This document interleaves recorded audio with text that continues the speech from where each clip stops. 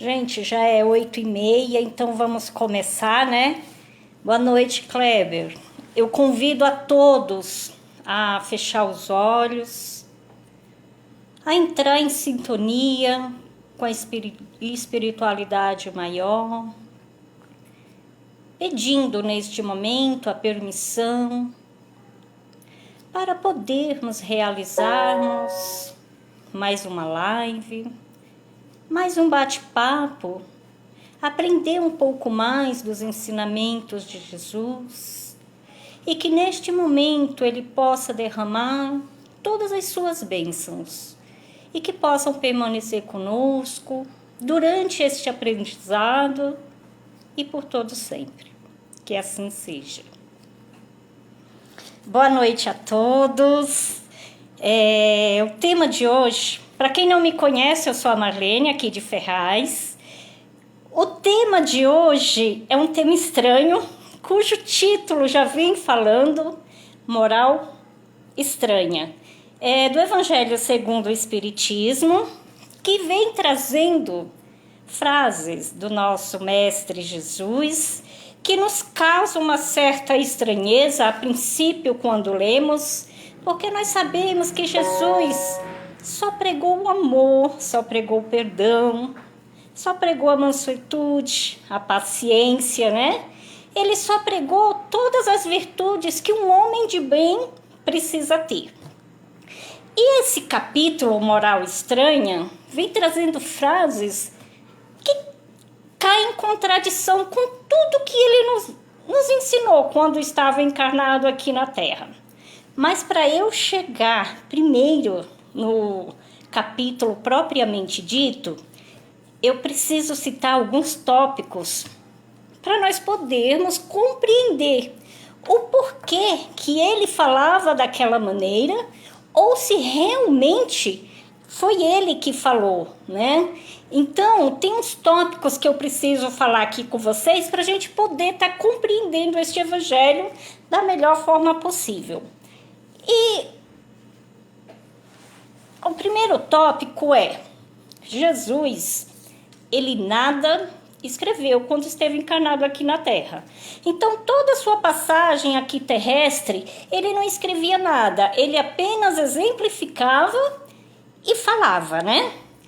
Outro tópico também é o Evangelho de Jesus, o Novo Testamento, ele foi escrito muitos anos depois que Jesus desencarnou.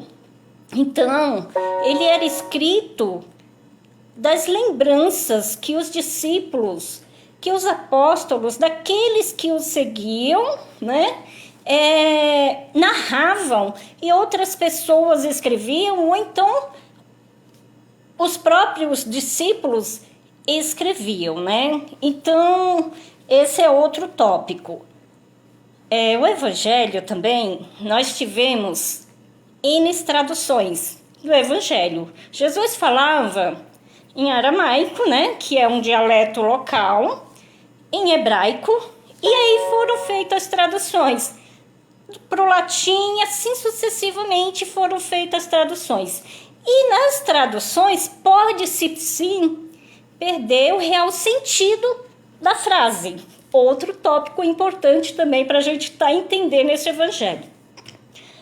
Hebraico, a língua hebraica, ela era muito pobre em palavras.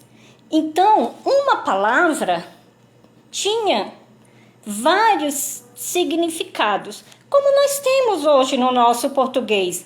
Embora a nossa língua portuguesa ela seja muito rica em palavras, mas nós temos palavras que a gente compreende de duas formas. Por exemplo, a manga. Quando nós falamos manga, nós logo pensamos no quê? Uma manga de fruta ou uma manga de blusa, né? Outro tópico importante também, né?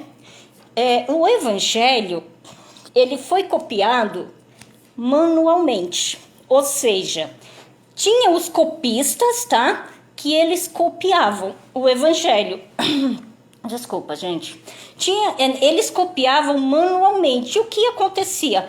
Poderia ali, algum dos copistas ou esquecer de copiar uma palavra, ou esquecer de acentuar no lugar certo, e aí dá um outro sentido naquela frase. Ou seja, se um dos copistas tivesse copiando e esquecesse de copiar uma palavra, os outros copistas iam copiar faltando aquela palavra.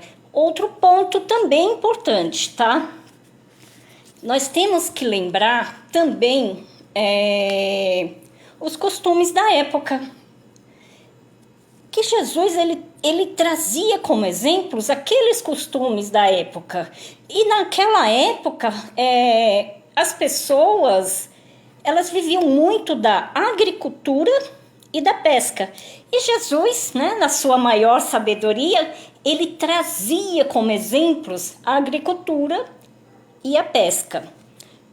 Outro aspecto, a Igreja Católica, ela não aceitava todos os textos que lhe eram trazidos para o Evangelho, para o Novo Testamento de Jesus, né? Então, muitos textos elas achavam duvidosos e ali não colocaram no Novo Testamento. Veja bem, eu não estou aqui julgando igreja, religião nenhuma. Eu apenas estou comentando o que aconteceu lá no passado, tá? Tem outro aspecto também que é muito importante frisar, é o seguinte: exceto Mateus e Lucas, que Mateus era o quê? Cobrador de impostos e Lucas era médico. Os outros discípulos, eles eram muito simples do ponto de vista intelectual, ou seja, eles não sabiam ler, eles não sabiam escrever. Então, o que acontecia? Eles iam lembrando de fatos ocorridos com Jesus, de frases de Jesus, e ali eles falavam, e outras pessoas escreviam, né? Então, é um fato também muito importante, porque muitas vezes eu estou falando aqui, outra pessoa daqui a meia hora vai escrever o que eu falei, e não vai escrever com a mesma precisão da hora que eu estou falando. Tem no rodapé também do Evangelho que fala assim, é uma frase, non odite, que no latim significa, que no português é odiar, mas no latim significa amar menos. Também é um fato importante, porque agora nós vamos entrar nos tópicos do Evangelho deste capítulo, para podermos compreender da melhor forma possível aqui hoje, tá bom? Então vamos lá. A primeira frase que nos causa estranheza, que nós vamos falar agora, é o seguinte, que Jesus vem falando: se alguém vem a mim e não odeia o seu pai e sua mãe, sua mulher e seus filhos, a seus irmãos e irmãs, mesmo a sua própria vida, não pode ser meu discípulo.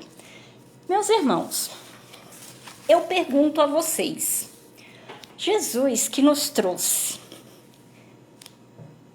nos ensinou o que é o amor, nos ensinou o que é o perdão, a paciência, como eu já falei, tinha todas as características de um homem de bem.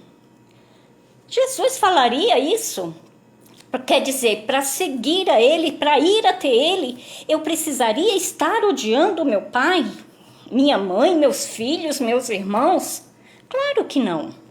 Jamais Jesus falaria uma coisa dessa para a gente. E aí eu pergunto, o que pode ter acontecido?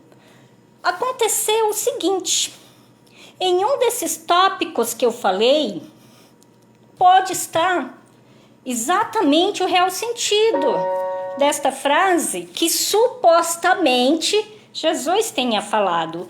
Ou alguém que lembrou do fato, não lembrou com precisão e não passou para a pessoa escrever com precisão, ou o copista esqueceu de alguma frase, o real sentido, né, dessa frase, ou nas traduções para chegar à nossa língua portuguesa, deve-se também ter perdido o real sentido.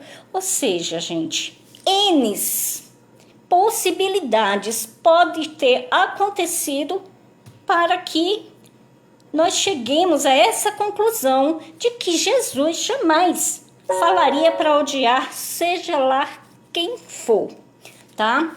Outro tópico também muito interessante, que é parecido com esse, mas que a gente já consegue entender melhor, que é a frase que fala assim: aquele que ama seu pai ou sua mãe mais do que a mim, de mim não é digno. Aquele que ama seu filho e sua filha mais do que a mim, de mim não é digno. Então veja, meus amigos, o que Jesus trouxe para nós? O que ele nos ensinava? Amar a Deus sobre todas as coisas e ao próximo como a si mesmo.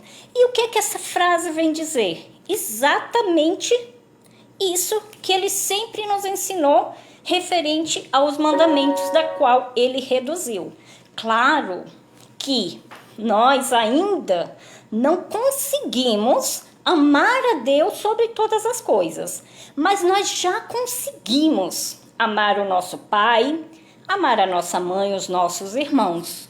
E Deus, né, na sua imensa sabedoria, ele sabe que nós somos imperfeitos, mas a partir do momento que nós amamos ao próximo, que nós respeitamos ao próximo, que nós agradamos ao próximo, que nós auxiliamos ao próximo, a quem que nós estamos fazendo também? Não é a Deus?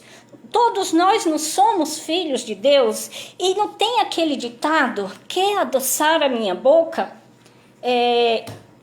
Trate bem o meu filho. Que dirá Deus, que é esse nosso Pai universal, que é esse amor imenso que Ele tem por nós. Claro que nós vamos chegar assim um dia de que nós vamos ter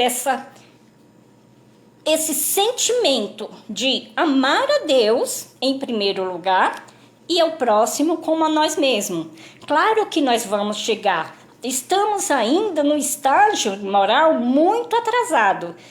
Nós, né, estamos caminhando a passos lentos, né, na nossa moral, na nossa inteligência não.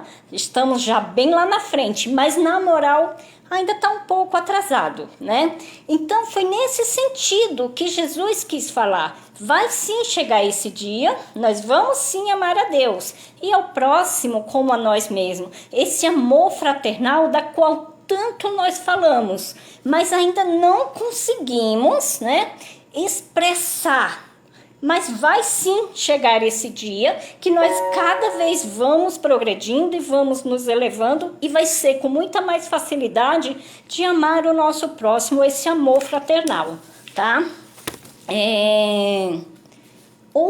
Outra frase também muito interessante que fala assim: aquele que houver deixado pelo meu nome sua casa, seus irmãos, ou suas irmãs, ou seu pai, ou sua mãe, ou sua mulher, ou seus filhos, ou suas terras, receberá o cêntuplo de tudo isso, e terá por herança a vida eterna. Então vejam bem, meus irmãos, quando Jesus falou isso, ele falou para os seus discípulos, porque era necessário naquela época que eles deixassem mesmo, né, os seus lares, suas esposas, seus filhos, suas casas, suas terras, para ir pregar a boa nova, para que hoje nós tivéssemos, né, instrumentos para estudar essa boa nova, para entender, para compreender esta boa nova. Então se fazia necessário que os discípulos saíssem de seus lares, né? Se fazia necessário que eles saíssem para pregar essa boa nova. E trazendo para o dia de hoje, quando nós, trabalhadores, eu vou dar um exemplo muito simples, que eu sei que já aconteceu com todos nós, trabalhadores da casa espírita. Quando nós deixamos de participar de reuniões, de eventos, de almoços com os nossos familiares e que nós vamos para a casa espírita, o que é que nós estamos fazendo? Nós não estamos deixando, mesmo que momentaneamente, nossa família, nossa casa, nossos parentes. Então é nesse sentido que Jesus veio falar. Então quando ele fala para a gente deixar, né, terras, casas, familiares, pessoas que nós gostamos, ele fala que naquele momento se fazia necessário. E outra coisa, é uma separação física, porque quando nós temos esse laço, essa afetividade, não há distância que possa romper, tá? Essa afinidade, esse laço de amor. Então, permanece sempre na nossa consciência, no nosso espírito, a presença da pessoa, né? Porque quando nós separamos fisicamente, é algo passageiro. Ou porque eu tenho que ir para algum outro lugar, ou por desencarne, seja por qual motivo for. Mas o laço espiritual, esse não consegue ser rompido, jamais, quando nós temos essa afetividade, tá? E outra frase, mas essa não foi Jesus que falou. Foi um moço, né, que chegou a Jesus e falou dessa forma: Senhor, consente que primeiro eu vá enterrar o meu pai. Jesus pega e ele fala: deixai aos mortos o cuidado de enterrar seus mortos. Quanto a ti, vai anunciar o reino de Deus. Então veja bem, meus irmãos, como que Jesus, aqui foi um rapaz, um moço, tá? Que queria seguir Jesus, mas ele pediu para enterrar o seu pai que tinha desencarnado. Então, quando eu estava estudando esse tema, eu fiquei imaginando, se eu perdesse alguém muito querida e justamente naquele dia eu tivesse alguma tarefa a fazer na casa Laços Eternos, e uma das coordenadoras, e falasse para as coordenadoras, ou para Cláudia, ou para Maria, ou para Cirlane, seja lá para quem fosse, se eu tivesse uma palestra, pronto, e falasse: fulano, você tem como trocar o meu dia, porque hoje teve uma pessoa muito querida da minha família que desencarnou e eu gostaria de ir ao enterro. Elas falassem pra gente: de jeito nenhum, Marlene, você vai ter que cumprir com sua obrigação aqui na casa. Deixa que os mortos enterram seus mortos. Vocês imaginam uma coisa dessa? Não tem como imaginar. E olha que somos imperfeitos ainda, mas eu tenho certeza que todos nós nos solidarizaríamos e falaríamos: vá fazer o seu gesto de amor, o seu gesto de caridade, porque isso também é uma caridade, né? Prestar solidariedade àquele que está sofrendo, isso também é um gesto de caridade. Mas o que acontece? Divaldo Franco, em uma das palestras dele, e ele tem um livro psicografado, que é da Joana de Ângeles, psicografado por ele, que fala que naquela época, o pai de família que desencarnava, os filhos tinham que chorar no enterro, e tinham que chorar muito no enterro. E o que acontecia? Se não chorasse muito o enterro, a herança seria entregue para o Estado. E Jesus, sabendo de todos os nossos sentimentos, de todos os nossos, né, do nosso coração, o que ele fala para o rapaz: deixai os mortos enterrar os seus mortos, né? Quanto a ti, vai anunciar o reino de Deus. Ou seja, ele sabia o que passava no coração desse moço, porque ele queria sim seguir Jesus, mas em primeiro lugar, ele queria deixar os seus bens materiais para quando ele voltasse. Jamais Jesus quis desrespeitar este momento de tristeza desse moço que estava passando, mas ele sabia sim que dentro do seu coração ele estava prezando muito mais os bens materiais do que os bens espirituais. E aí vem Jesus e nos traz mais um ensinamento, né? Enquanto ele esteve aqui conosco, né? Aqui na terra. Outra frase também muito interessante, que fala assim: e aquele que não carrega a sua cruz e me segue, não pode ser meu discípulo.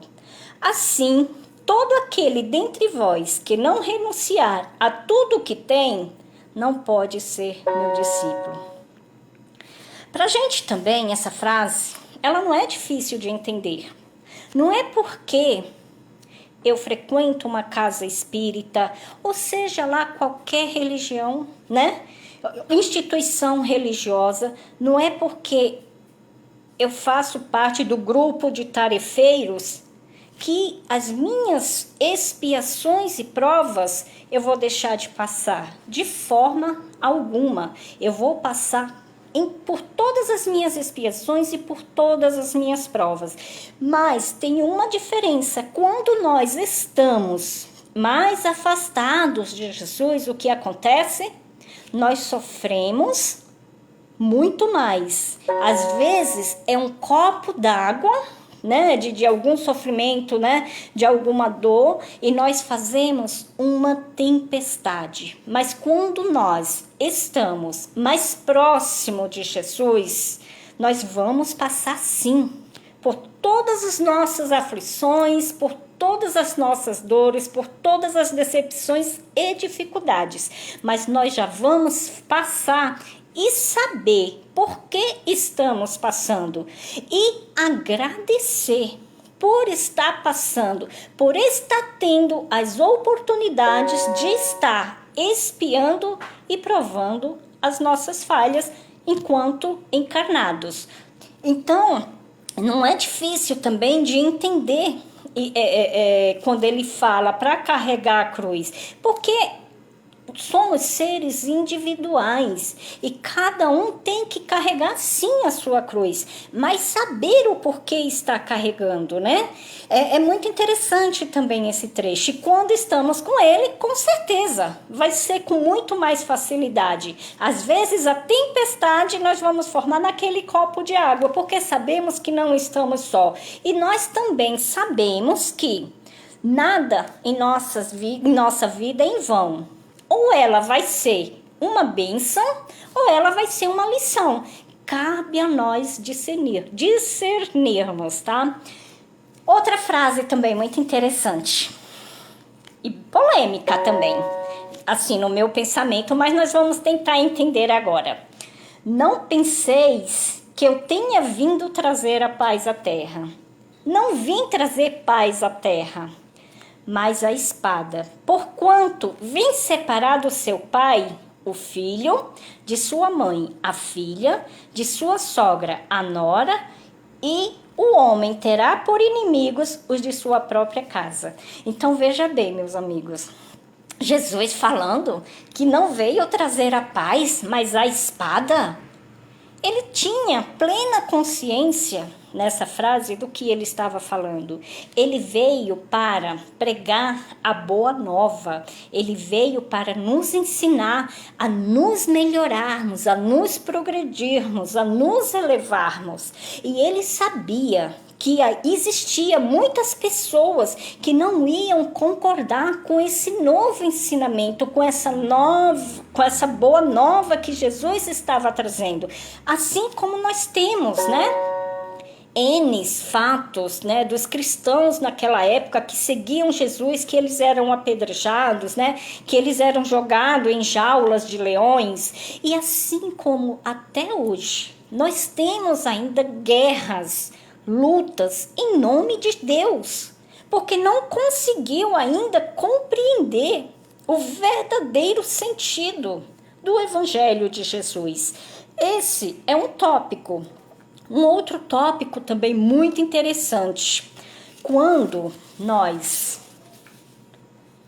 deixamos o Evangelho entrar dentro do nosso ser, nós conseguimos compreender. Quando nós conseguimos compreender o real sentido desse Evangelho que nos traz, que nos liberta, nós entramos nessa luta constante, porque nós somos seres falhos, nós somos ainda seres imperfeitos.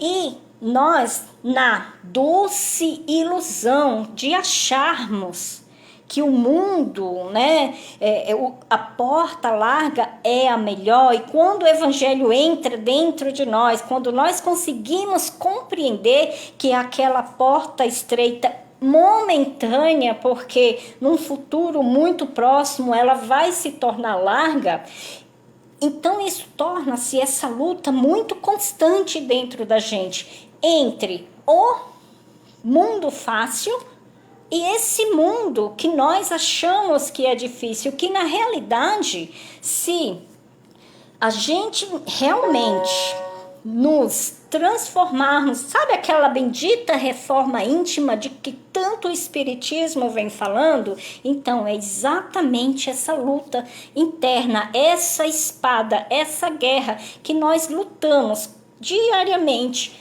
constantemente. Então, meus irmãos, era isso que eu queria, né, conversar com vocês. Espero sinceramente que eu tenha conseguido passar esses ensinamentos, essas frases que a princípio nos tornam um pouco estranha, como fala o título, né, do capítulo 23, que é moral estranha. E vamos assim fazer como na nossa casa, fechar os nossos olhos para fazermos as preces finais, tá?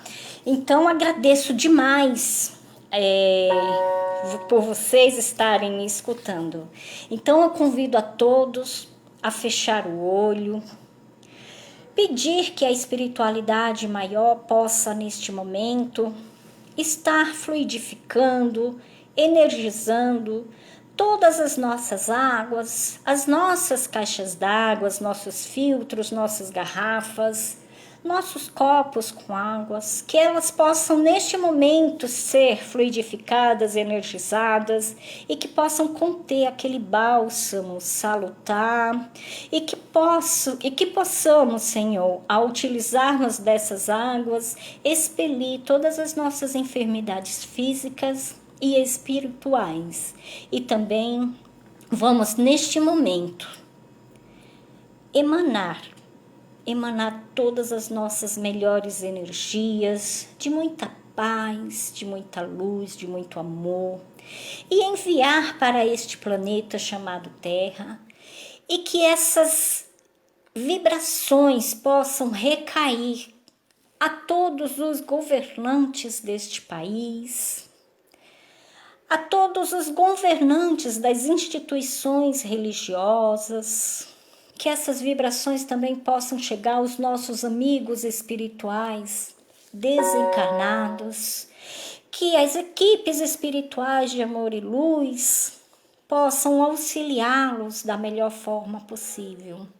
Vamos vibrar também por todos os nossos irmãos que se encontram em situações de rua, que se encontram em leitos de hospitais, a todas as nossas crianças que se encontram em orfanatos, em seus lares, e a todos os nossos familiares, que essas vibrações possam chegar em forma de muito amor, de muita luz, de muito amparo, de muito sustento. E por fim, Divino Mestre, vamos vibrar por nós mesmos, que neste momento recaia sobre todos nós e todos os nossos irmãos desta casa, tanto os trabalhadores como os frequentadores, suas bênçãos de misericórdia, de muita luz, de muito amparo, discernimento e amor. E mais uma vez, Divino Mestre, agradecer por mais essa oportunidade bendita de estarmos aprendendo mais uma vez os teus ensinamentos.